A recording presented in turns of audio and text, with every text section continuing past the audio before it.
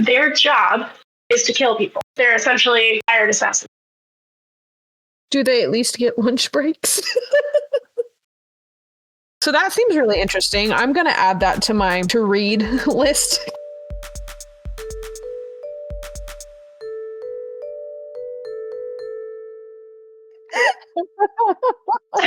Now recording. Why does he sound like that? He's a robot. AI is taking over the world. Alrighty.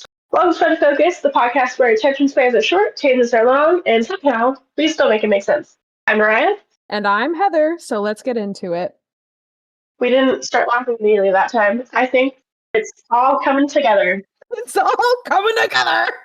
And this is exactly 2 weeks from the last time we recorded, and we remembered. So, on the back to us. What have we done in the last 2 weeks? We've done a lot of stuff. I want to hear about your wedding dress shopping experience. Compared to mine, I was so overwhelmed, and I feel like yours went pretty okay. It definitely was overwhelming. I definitely liked the store. It made me think a lot of the Say Yes to the Dress episodes I'd watch as a kid, because they would always go out into the dress racks and they would look for dresses and people would pick dresses and then they'd put them on that way. Mm-hmm. And then they'd occasionally be pulling dresses that they thought you might like. I think it went well. I was surprised by how many different styles of dresses there were. When I went back and looked at all the pictures, I felt like all the dresses I pulled had a lot of similarities. And maybe they did. But looking at the pictures of them afterwards, none of those dresses were like at all.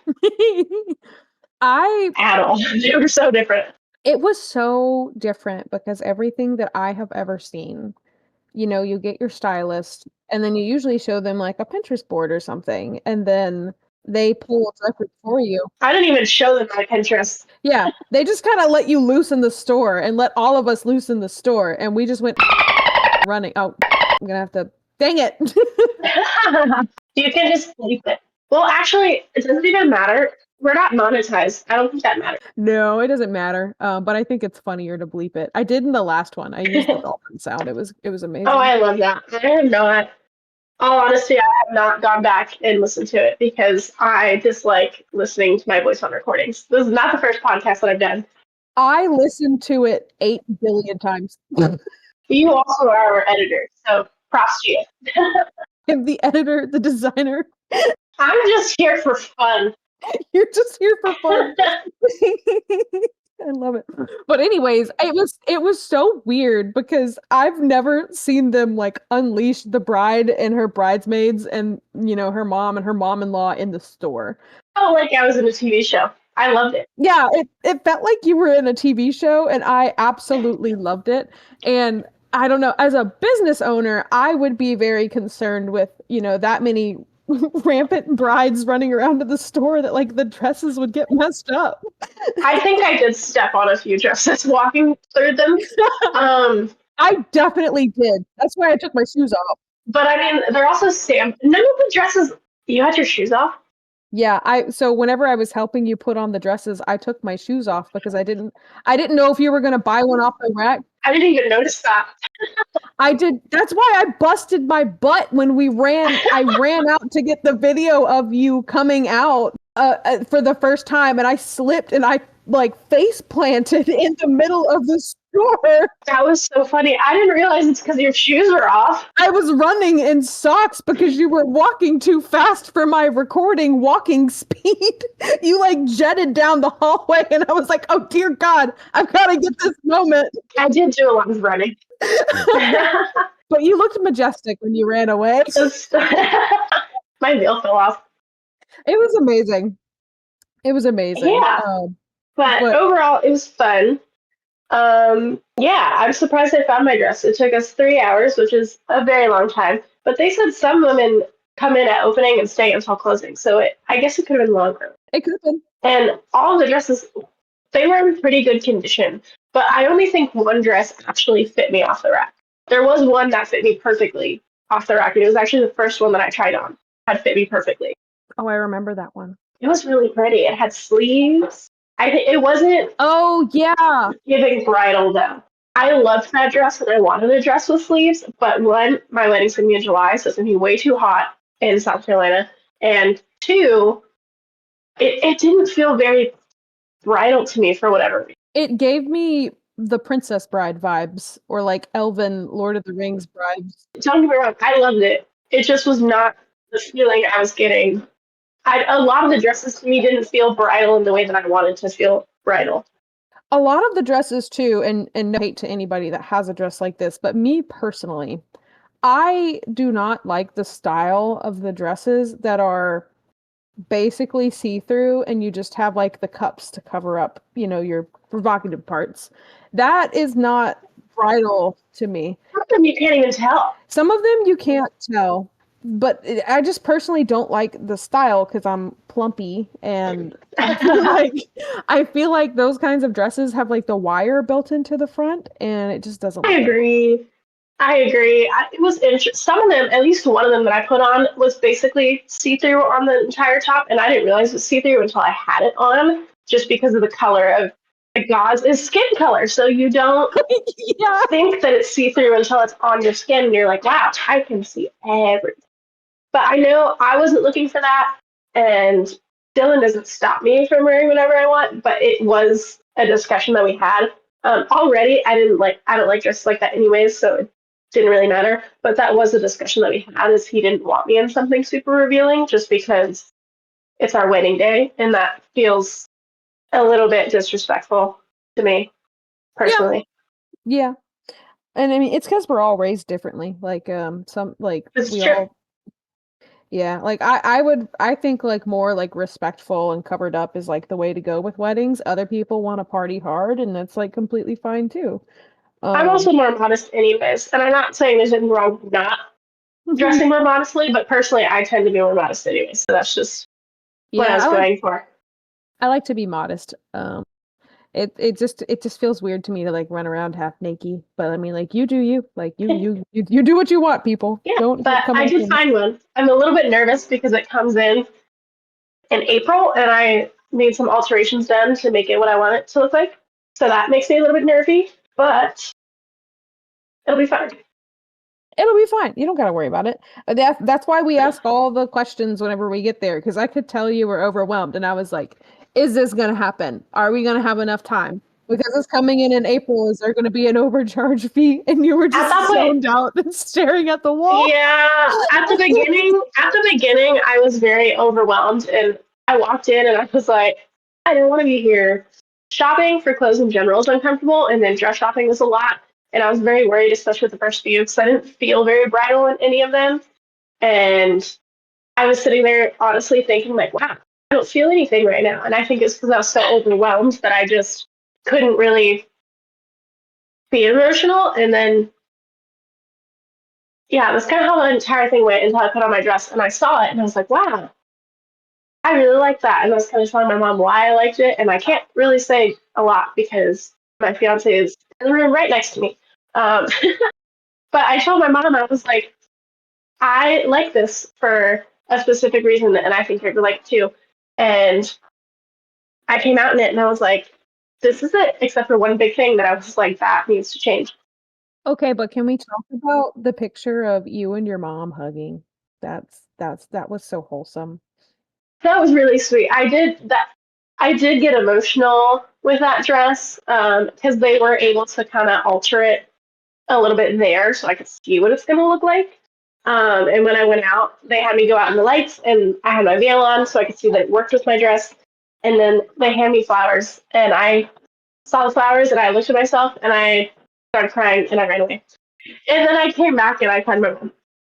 It was amazing. The gong thing was weird though. I Yeah. will admit that. Like the Yeah, the say once I picked my dress, I had to try one more dress that I had seen that I was like, I just needed to double check and make sure that I mean at this point I already kind of knew this was my dress, but there was one that I wanted to try on still.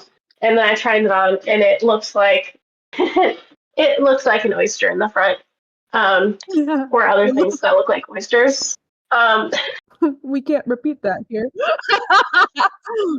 yeah, but so I tried that on, and then I said, okay, this is not the dress that I want. So I'm that on the dress I found, and I went out there, and the way that the store did the say yes, they had you.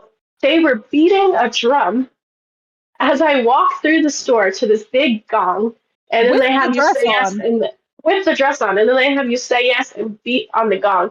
And I didn't want to do it because at this point, I already have people staring at me because a lot of people really liked my veil, and it was very noticeable. So I already had people looking at me, and then they're beating a drum as I'm walking down, and I already don't want people's attention. That's why I ran away when I started crying. And then they have me beat a gong, and I didn't want to beat it, so I tapped it so lightly it didn't do anything. And then I finally did it. And at that point, I was thoroughly embarrassed. But that's part of the process, I guess. It definitely was an odd choice to be a part of the process. Like the last time I rang a gong like that was not when I went wedding dress shopping. It was when I went car shopping and I got my car Oh, from the that's dealership. different. They had a gong just like that. Huh. It's actually a tam tam. A lot of people don't know the difference between gongs and tam tams, but you can look that up on your own time. But they call them gongs for whatever reason, and the percussionist in me gets mad. Interesting. Yeah, but the car dealership did the same thing. They were like, she just bought a car. Here, ring the gong. And I'm like, this hurts my soul. Because you have to wind it up and just smack it in the middle to do it properly. And whenever you hit a gong or a tam tam the wrong way, it makes a clangy, crashy sound, and it hurts my soul. Anyways, that was so unrelated. Yeah, but then I had my dress, and at that point, I had been there for 3 hours. I had maybe half a coffee and just a cranberry bliss bar. And so I hadn't eaten a lot, and I was hungry, and my head had started hurting. So I hadn't even drank water. So I had a headache. I needed to eat, and I didn't even know what questions to ask. I felt so bad for you because you were just staring at the wall. The lady kept asking you stuff, and you were like, uh-huh. What? Yeah. And I was like, let me, I hope she's okay with you helping her out here. It was a good experience. It was good. I was a little bit overwhelmed, but overall positive. And then we went and got dinner, and you guys came over, And then we got stabbed. and then we got a piercing the next day. Yeah. Got another new piercing.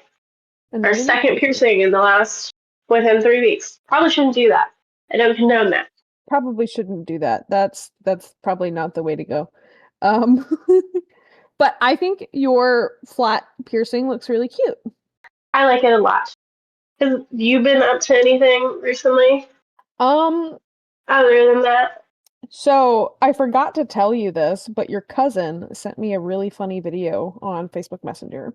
Oh my goodness. And we were cracking up because I mentioned whenever we went and got the Polly Pocket things, I said, "Oh, these aren't the chewy ones. I used to chew on these." No.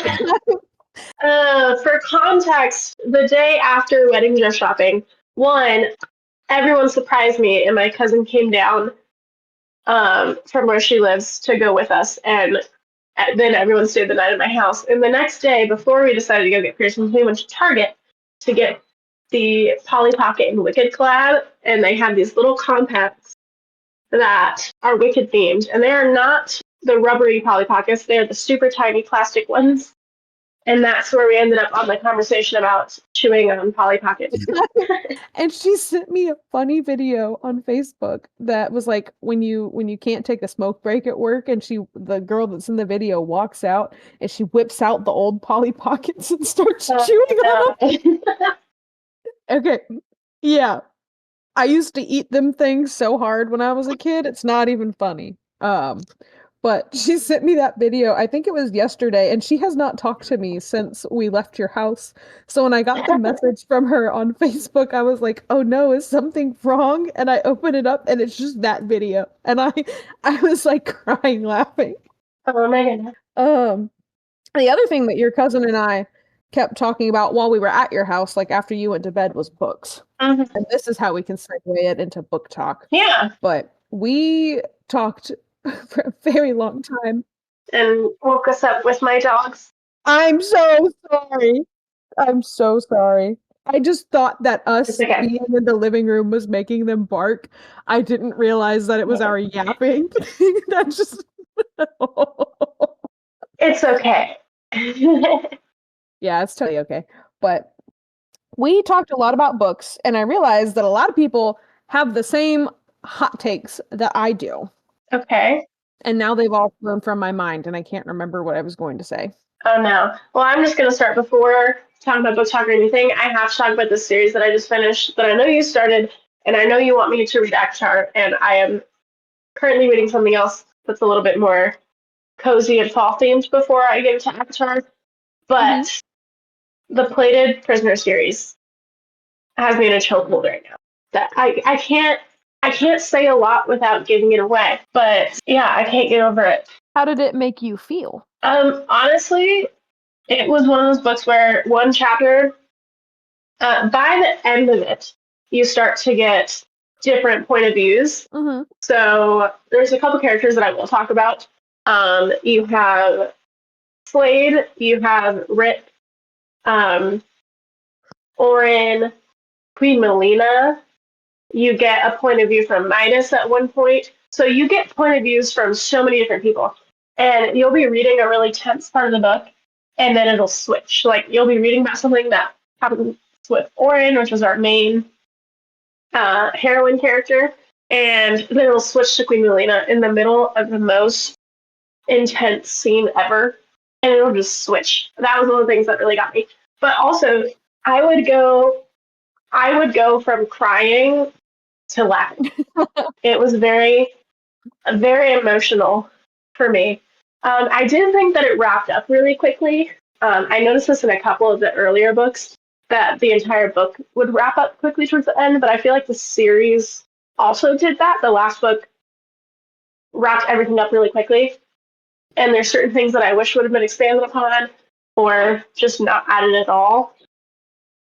But overall, I liked how immersed I felt in the entire experience and the way that she really makes you look at everything from Oren's perspective. And obviously later you get other perspectives too.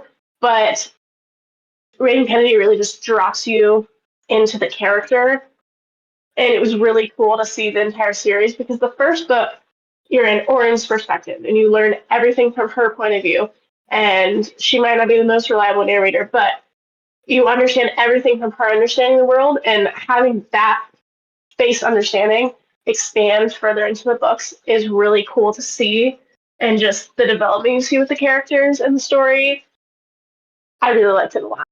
I can't wait to keep reading it. So I did finish the first book, and I don't want to spoil it for too many people who are out there because it's not a well-known series, but it is Mm-hmm. recognizable enough that it may end up on people's like read list. Like it's not I like think, Fourth Wing or Akatar where everyone's heard of it or at least already knows spoilers. But I read the first book and I was thoroughly pleased. yeah, I think it's going to get out there personally. The series is complete, which is really nice. I know Fourth Wing's not complete. Avatar, is there another book coming out? I don't know. There's a whole lot of lore with that. But I don't know. I don't know what's going on with that. There's so much with Guitar and Throne of Glass. I know there's a lot, which I haven't done it because it's kind of intimidating to get into. But the series is complete, and I feel like it will likely become more popular. Like on a scale from 1 to 10, what would you rate it? Um, Enjoyment, I would probably say 4.5. If I look at the actual like plot line and the quality of the writing, quality of the world building, maybe 3.5. Yeah. I do think there's some plot holes and some parts where the pacing was kind of weird to me, but overall, I really enjoyed it, and I think that it has something to it that would make it really popular. Honestly, Yeah. I wouldn't be surprised if it blows up. Yeah. From what I read in the first book, the only thing I was kind of disappointed with was the writing style. You know, it felt very choppy, but the story is there. And from what I've heard, the first book is that way, but the rest are kind of better. And you know, everybody's got to start somewhere. You can't just start off and be amazing. And you know, a lot of that falls down to your editors too. Like once you write a book and you get it out there and you put it out to the world, yes, everything you wrote is there, but that's why you pay editors. They're supposed to like look at it and fix it and make it Mm-hmm. less choppy. She also wrote them pretty quickly, Yeah, she did write them. though, from what I know. Yeah, she did write them pretty quickly. Mm-hmm. But from another perspective on that, I have heard that a lot of authors are getting very upset recently because they are submitting their books to be like edited and stuff, and then they get published, and the editors are taking lots of key vital information out. So even if a book is choppy, So maybe I should be an editor. I'm looking into new careers. I'll let you edit my book if you want. I'm sorry. Okay, continue. But if a lot of editors are taking like the meat of the story out, I can see why lots of things feel choppy. Like, I remember that because Rebecca Yaros was saying that about Fourth Wing. I can't remember exactly what information it was, but I remember her commenting recently that an editor was trying to take out a key part of one of her stories, and she was like, no, that's going back in the story. It has to be there. But I do definitely see the Plated Prisoner series being the next new fantasy. I mean, there's so many and they're so similar. Yes, it has a fae aspect to it. It has royalty. It has all the things that you're seeing in popular fantasy right now. yeah. But the story is so different that I'm not saying the tropes are different, but the story is so different. I feel like it's not a copy paste like a lot of other things. Oh, okay. So like what's your hot take? Do you feel like I know you just said it like it wasn't like other things, but do you feel like it took maybe borrowed ideas from other popular books? Possibly. I feel the reason why I'm asking is because I feel like Faye and everything came out of the woodwork. Like before, like when I was growing up and reading stories, like this wasn't a thing. And I don't know which book set off the whole Fae and fairy realm stuff, but I feel like every book has Fae in it now. And like A Court of Thorns and Roses, that's the That's true. title. I feel like every time I walk into a bookstore, my hot take is every single book is a blah of blah and blah. And all the covers look the same, and all of them have sprayed edges. It's become very commercialized. It was unique and now it's commercialized and it makes me feel weird because I like bookbinding and doing that kind of thing. I think that's why I like the Plated Prisoner because it feels Different. almost like a hidden gem. Like I'm not saying it's the most amazing book series out there. I really enjoyed it, but it feels a little bit unique when everyone's reading the same things right now. Yeah. I just started reading Cinder, and one of my hot takes is I'm okay with spice in books. Okay. I don't like spice on every single page like some people do. Like I like storyline. I like reading the book. I don't like just smut and that's all there is. Occasionally it's nice, don't get me wrong. But there are some books where I'm like it's every single page. And The Plated Prisoner, I will say, as you get towards the end of the series, there becomes a lot more of that, which also not a huge fan of. But you could honestly skip those chapters because some books, like if you look at Fourth Wing and it has those chapters, there are some key details within those scenes that you kind of have to pay attention to for the plotline. yeah, But with Plated Prisoner, I think there's a couple things that you could honestly skip the chapter and be fine. yeah. And I've just started reading the Lunar Chronicles, which is something that everyone probably heard of or read in middle school or high school, but I took my hiatus in Mm-hmm. reading. I remember I read it, but I don't remember. And it's very much PG-14. Mm-hmm. And it was like a nice little break from all the smut that I've read. So pretty good. It's basically like a retelling of old I don't want to call them like Disney stories, but I know there's like Mm-hmm. Rapunzel, like the retelling of the original Rapunzel. Fairy tales. Yeah, the fairy I think is it Grimm's fairy tales? I can't remember. But Fairy tales and folk tales are yes. really So what like they are. obviously there's a book on Cinderella, there's a book on Rapunzel, there's a book on Little Red Riding Hood, and I'm on the second to last book. So I don't know what happens from here, but it's so interesting and it's very like politicky, which I didn't expect whenever I got into it. But it's fantasy, it's politics, it's war, and I was like, this is a nice little break. So that's my hot take. I feel like You know, not every single book needs to have smut to be good. another series that I think you'll really like, and now that I'm thinking about it, I can only think of like one smut scene, and it wasn't even that. It was like insinuating but not actually saying anything. And I know I've Mhm. talked to you about this so many times, the Scythe series by Neil Shusterman. I do want to read that. I could. He is my favorite author, hands down. If he has written my book, I will read it. I love that series so much, and the romance has a plot, but it's very much a Ooh, subplot. It's not really a fantasy. It's almost sci-fi, I would say. I do like sci-fi. But Sci-fi is good. Sci-fi and fantasy is like a blend of goodness for me. I love that series so much, and I'm honestly surprised it's not more popular. I think it's not more popular because fantasy and romantasy is the big thing right now. But with sci-fi, the Scythe series, I think it falls into that. I'm not entirely sure. But essentially, humanity has figured out how to become immortal, Oh, and they have hired scythes to go around the world, and their job is to kill people. They're essentially hired assassins, and the only way you can die is to be killed by a scythe. And it follows the story of two people being initiated as scythes and going through that process, and then just kind of talking about the structure of the scythes and how the world is set up. question. It's very interesting. I like it a lot. Yes. Are the scythes themselves normal people? Yes. So everyone is immortal. They're a person just like everyone else. The only caveat with scythes is once you become a scythe, no one is allowed to kill you. The only way you can die is by retiring, and the only way you can retire is by killing yourself. Oh, If I'm correct. do they at least get lunch breaks? Or is it like every second of the day is killing someone? No, and they talk about it in the book. And obviously, some scythes are better than others because there's a lot of empathy that goes with that. And then you get power hungry people. And they talk about that a lot throughout the book. And I don't want to say too much because, again, I don't want to completely give it away. Yeah. But yeah, I did really enjoy that series.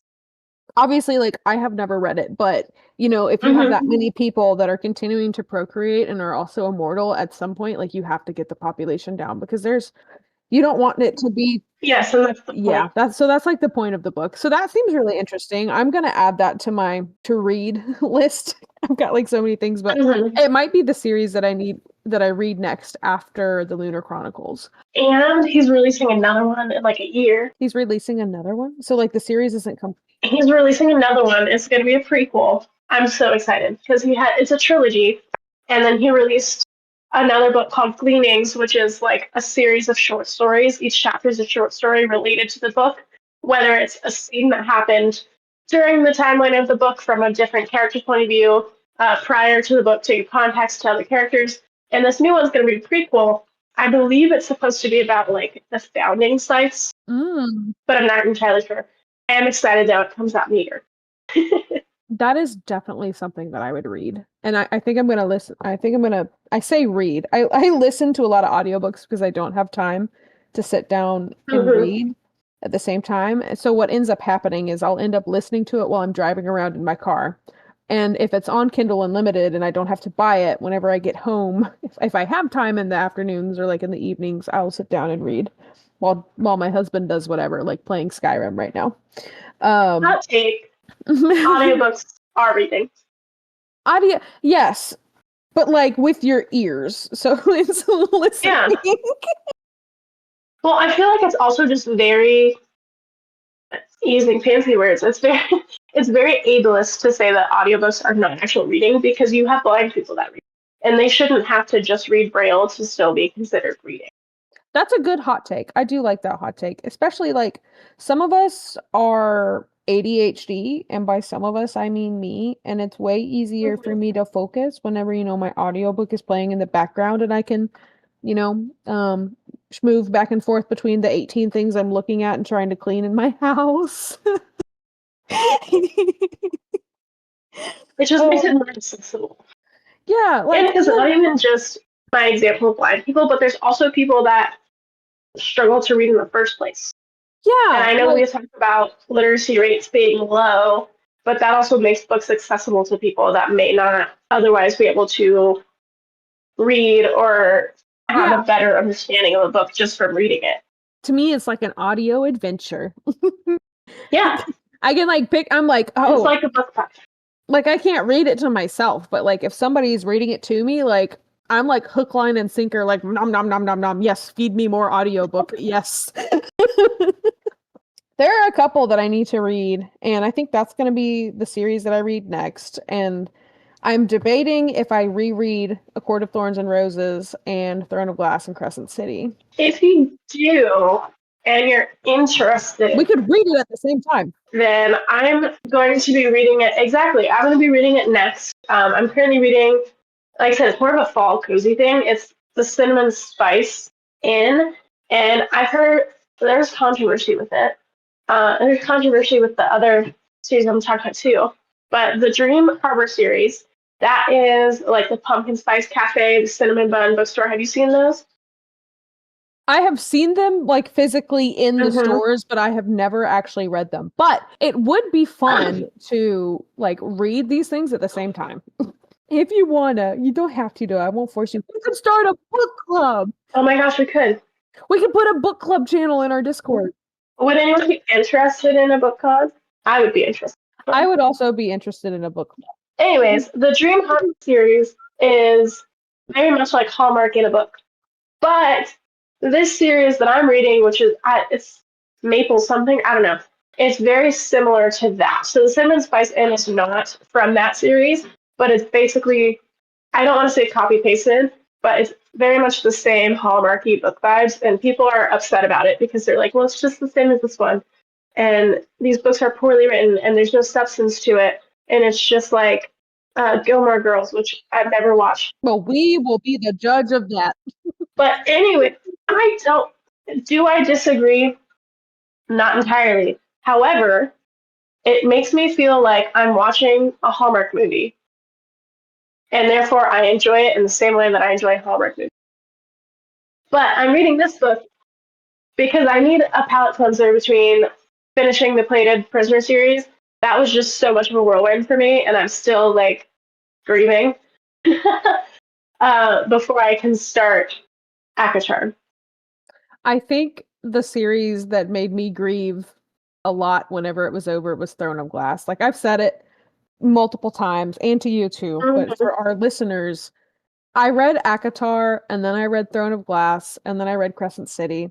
My hot takes were that Crescent City wasn't that good, but it was also, it had to live up to Throne of Glass after that, and there was nothing that could make my little heart fill that little Throne of Glass hole. So I think I just immediately went into Crescent City disappointed, like this isn't the series that I just finished.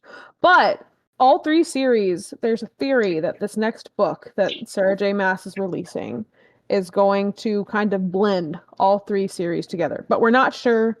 I want to reread all of them, so if you want to read them, that's cool. I'll read them at the same time. It can be a lot of information, but I promise if you've liked all of these other stories so far, like Fourth Wing and Mm-hmm. Guild and everything else that you've read, I think you're really going to like it, but the first 100 to 150 pages of A Court of Thorns and Roses is very, I don't know, This will cringy. I think cringy is the right word. But then after that, you're like, oh, this will be my third time trying to read it. I've wanted to read Avatar since before it blew up. I know, crazy.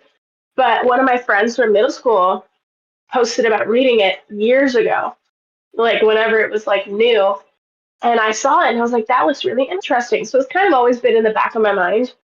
And then when it blew up, I was like, oh, I've seen that before. But I never really took the time to get around to it because at the time when I first found out about it, I really wasn't reading that much. I was in the midst of like college. So I wasn't reading a whole ton at the beginning of my college experience. And it wasn't until later that I got back into it. But I picked it up, started reading it, got bored, put it down, read something else.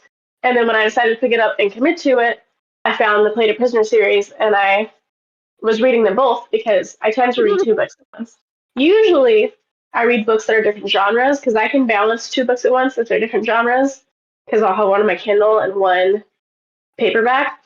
But I can't balance two fantasies, so I had to pick one, and I picked the other series. and listen, that's completely fine. But I do think that you'll genuinely like that one. But out of all three, Throne of Glass is my favorite. And for you and for anybody else who's listening, there are two different ways that you could read Throne of Glass. There's a layout where you start with Assassin's Blade first, or you start with Throne of Glass first. Assassin's Blade is technically the first book.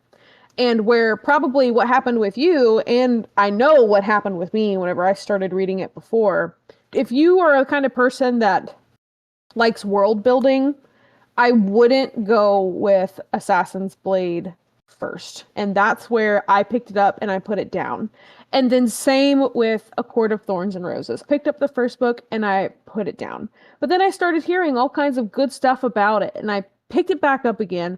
I got into it. I really loved it. I was immediately like, this is the best thing that I've ever read. I love the writing. It's not choppy. It was cringy in the beginning, but after the first couple of pages, like it was good. And then Throne of Glass, I picked up Assassin's Blade and immediately remembered why I put it down. I could not focus. There was too much going on at once. And I was like, okay, well, let me try reading it the other way, where I read Throne of Glass first.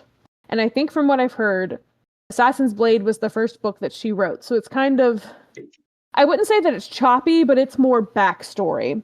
So if you read Throne of Glass, I think the best way, in my humble opinion, is to start with Throne of Glass and then go to the next book. And in the middle of the next book, I believe, there's this one scene where she goes, and let me tell you the backstory to this specific character, so I'm not going to spoil it. Right there at that chapter, I think you should stop, put it down, and then pick up Assassin's Blade, because that's the backstory book, and that would be so cool to read it that way. But if you're the kind of person that doesn't care, yeah, sure, start with Assassin's Blade first. It's cool to know, like, all the people that you get to meet and that kind of thing. But that's why I put it down. I'll definitely think about it. I have at least 5 books to read before I get there. I'm like, well, even the Plated Prisoner series, I was looking at my Storygraph because I didn't use Goodreads. I used Storygraph because I'm cool like that. Mm-hmm. I started reading Guild probably around March or April. So I've been reading it for the majority of the year.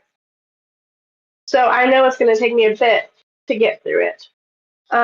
Speaking of hot takes, I like that we're able to talk about our opinions of books and not necessarily have people completely destroy us, because recently there has been a lot of talk on BookTube and Book Talk that I have seen about people reading the same book and how it's becoming an issue because everyone's reading the same thing. Or I don't know if it is an issue, but people are thinking it's an issue because there's not uniqueness.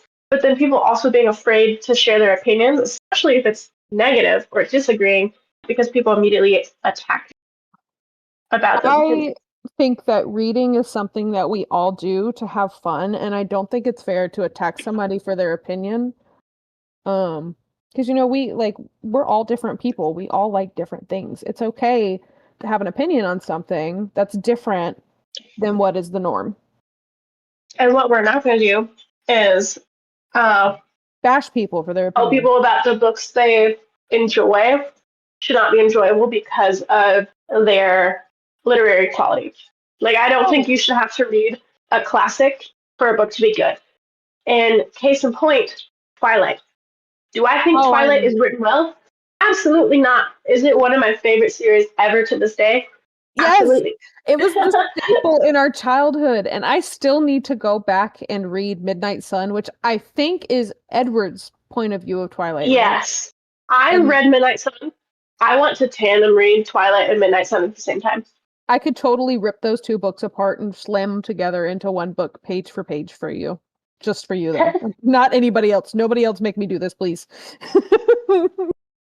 But if they pay you, they couldn't pay me if they wanted to. That's a lot of work, and I would make exactly 2 copies, one for me and one for you. And after I finished my copy, if it was worth it, then I might auction it off, but probably never again. But I do love Twilight, and it's like one of the things that I reference often. Like just yesterday or the day before yesterday, I did a full face of makeup for like the first time in a hot minute for an unfortunate occasion. But whenever Shane and I were in the car on the way to this said thing, when we got out of the car, the sun was like directly in my face, and I looked at him and I said, "Is my skin sparkly?" And he was like, "Yeah." And I was like, "This is the skin of a killer, Bella." And it was so funny. And I quote that. And my favorite thing is whenever I'm driving around in town, and I've only ever seen one in person, but people with the bumper stickers that say tit soak. Oh yeah. I want one so bad. I keep seeing them on TikTok and I'm like, I'm gonna make one. I'm gonna make one because I have a Cricut. I can do it. I can make one and I can put it on my car. I can make you one and you can put it in your car if you're brave enough. I would not put it on my car. Life is way more fun when you're whimsy. I think the movies were definitely different. Like the whole Bella at prom thing, like her little dress, I was like, that's not a prom dress, girly. That what is this? Because like when I read the books, I pictured something completely different, and the whole scene was just like Or her ankle length jean skirt or whatever she was wearing. the ankle length jean skirt. Don't even get me started. Yeah, Okay, but Stephanie Meyer was Mormon, so she might still be. But that has a lot to do with it. that makes more sense. So like the more you know, when you deep dive into authors and like their backstories and like how they grew up, it makes a lot Mhm. of sense on why they write books the way that they do. Yeah. I think it's interesting to look at these kind of things and, you know, read and I think reading is good for everyone because not only does it make you look smarter, even if you're not. It's just fun to do. I remember when I was growing up, like my one of my family members would be like, "Oh my God, you read so much! Like you must be so smart." And I'd be over here like, "I'm reading about wizards. What do you mean?" It doesn't matter what you are reading, it's still good for you. It's Yeah, good for your brain. It's it's good brain for, training. yeah. And, well, I don't really have any. I thought I had more book hot takes, but I guess I don't. I just like reading and have opinions. So, what about like theories? So, like everyone's read Fourth Wing. So, for this next little part, if you don't want any spoilers, if you haven't read Fourth Wing, just go ahead and feel free to dip out. But my theory that I honestly saw somebody else talk about was that Imogen is wiping memories, and that's why Violet wakes up with headaches so much. Mm-hmm. And I feel like that's a pretty I good think that's theory. really a theory. She literally does it at the very end of Alex Storm. I know that she does it at the end of Onyx Storm, but if you go back and read the books, there are lots of times where Violet wakes up with headaches. When Zayden tells her, you wouldn't even know if someone's in your mind. I mean, he's talking about himself too, but like he could have been talking about Imogen. Or how Yeah. people think that Zayden was Violet's old boyfriend, and that's why she doesn't really remember him because Imogen erased it. I don't know that I'm a fan of that theory so much, but I've heard that. One of my other theories that I kind of came up with on my own is about Dane. And Dane, I feel like he's always been a good guy. And he's kind of a good guy now. We all know that. Even though we might not like it because he used to be, you know, her boyfriend or whatever, blah, blah, blah. I think since he has this special power to be able to basically, what is it called? Like, I can't remember the term. Being able to, like, basically know more than you should by being able to read other Yeah. people's minds, kind of, by touching them. I think Dane has always known a lot more than everybody else because he has that special power. And I think in the end, he's going to end up being like an overpowered good guy. Like I think it's gonna kind of like super duper blind us, but I think he's always known a lot more than everybody else has, which is why he has bad feelings about Zayden. Now, I'm not saying that Zayden is necessarily a bad person, but I Mm-hmm. think Dane knows a lot more than everybody is letting on, and I think he's gonna become like some super duper mega good guy, hero-ish Yeah. kind. Maybe like sacrifice himself. They better not kill Riddick though. Well, with the way that Rebecca reacted when being asked about it, I know. Oh my god. nobody's safe.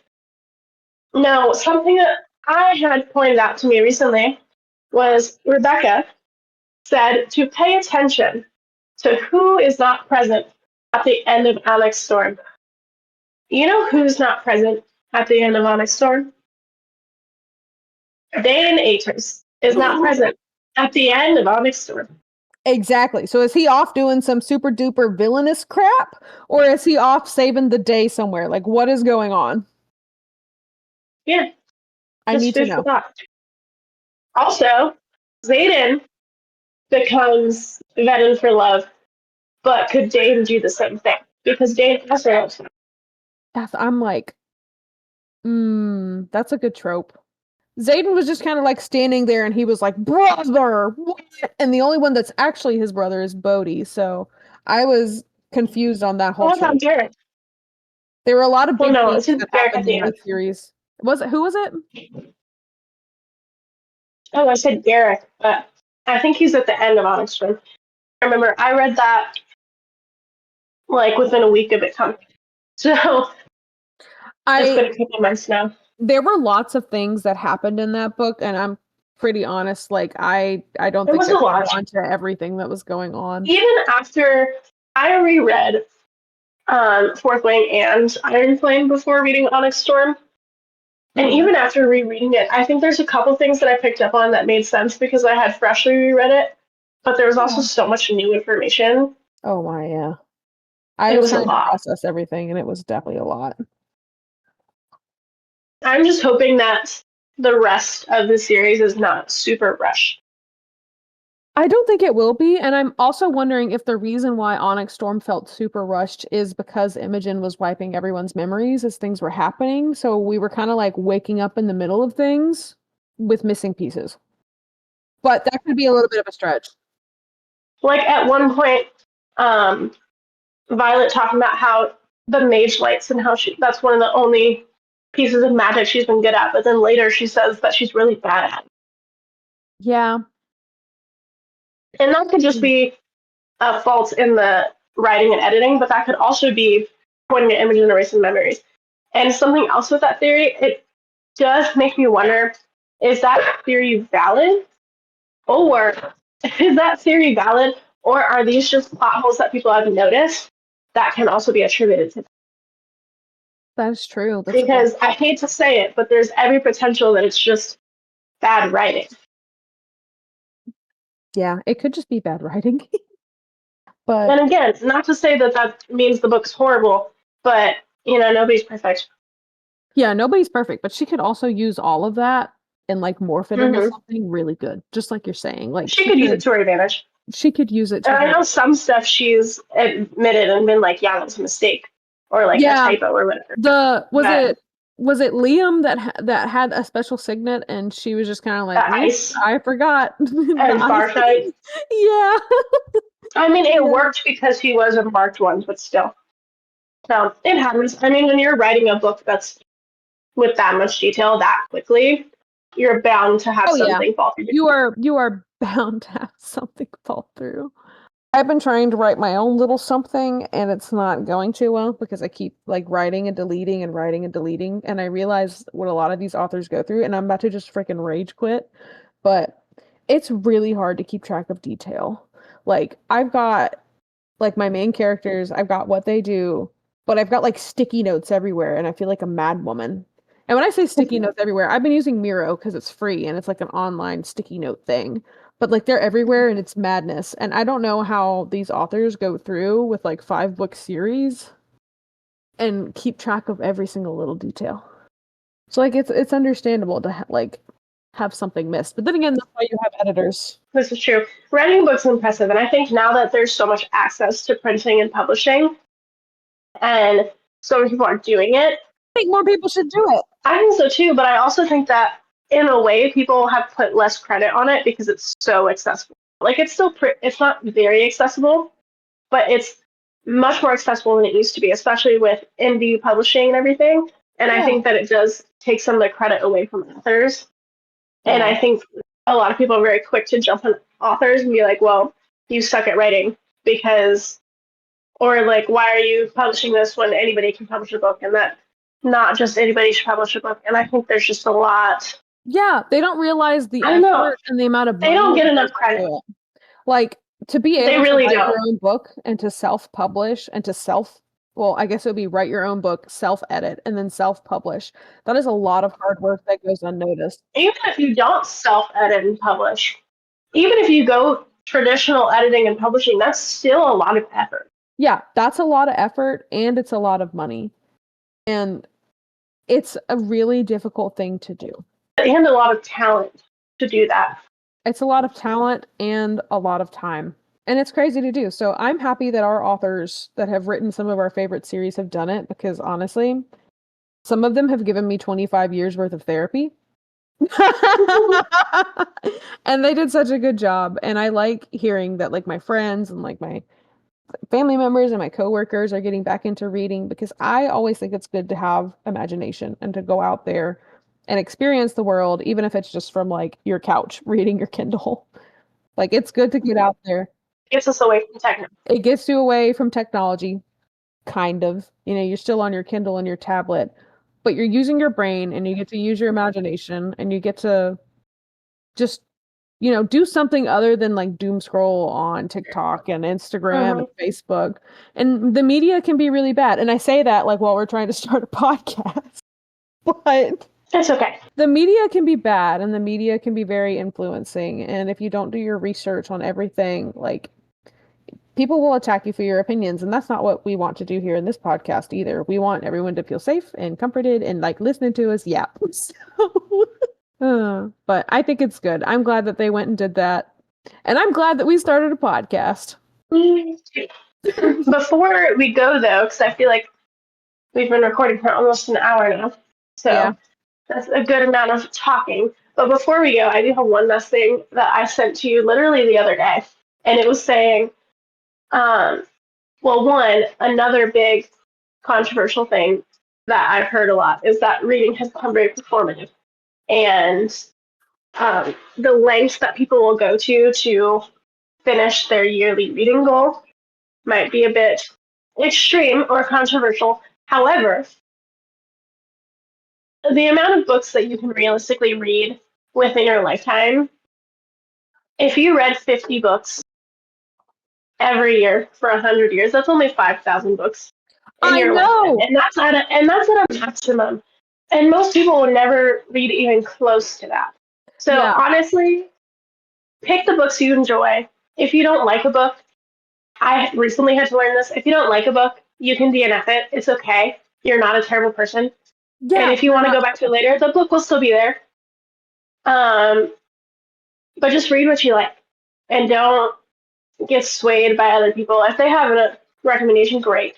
But don't make you feel bad about it because you can only read so many books in your lifetime. There's more books in existence than you will ever be able to read in your lifetime, which is bad. But it's true.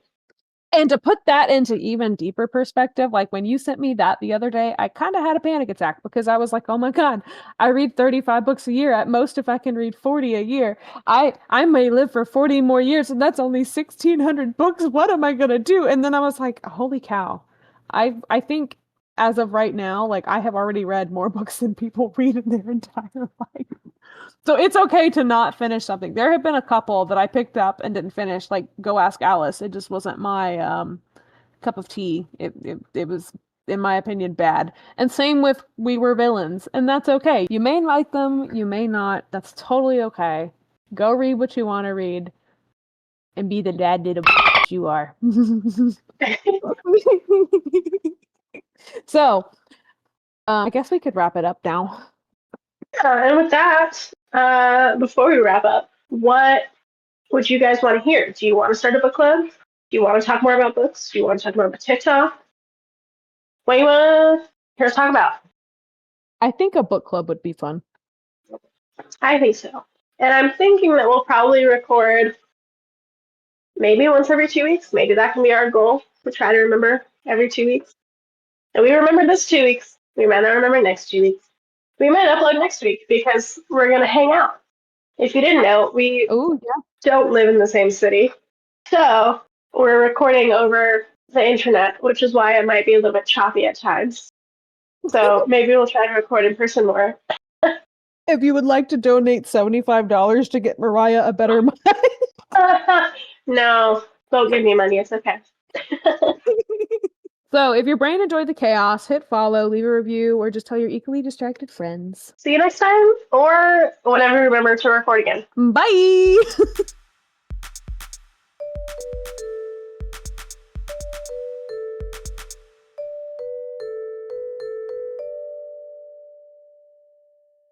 Nom nom nom nom nom nom.